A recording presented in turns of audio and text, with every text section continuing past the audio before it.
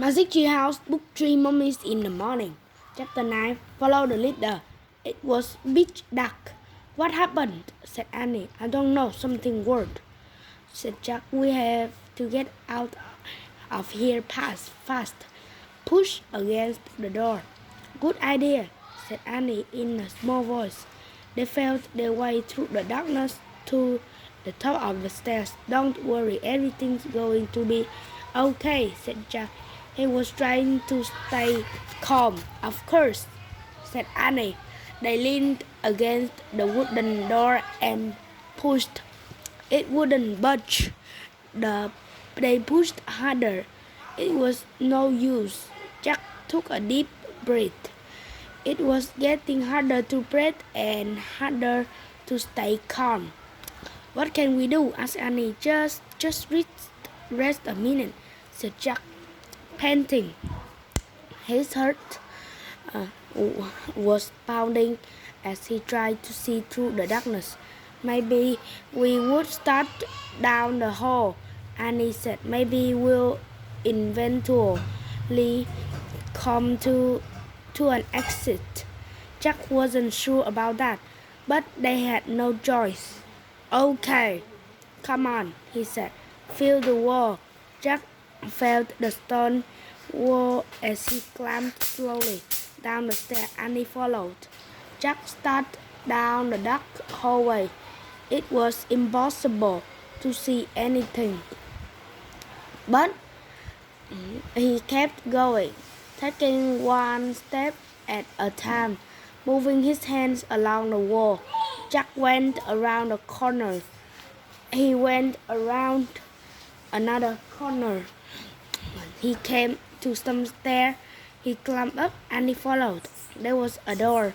Jack pushed against it and it this door wouldn't budge either. Or was it the same door? Jack and Annie stopped pushing. It was no use. They were trapped. Annie took Jack's hand in the dark. She squeezed it. They stood together at the top of the stairs, listening to the silence. Meow, oh man, Jack whispered. He's back, said Annie. Meow. Follow him, cried Annie. He's going away from us. Jack and Annie started down the dark hallway from the castle. Hands against the wall, they stumbled through the darkness. Meow.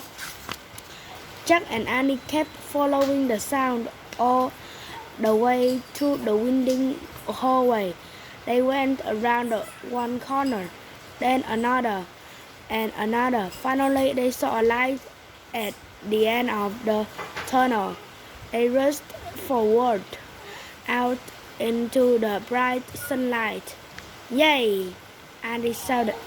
But Jack was thinking. Annie, he said, how did we get out from the false passage?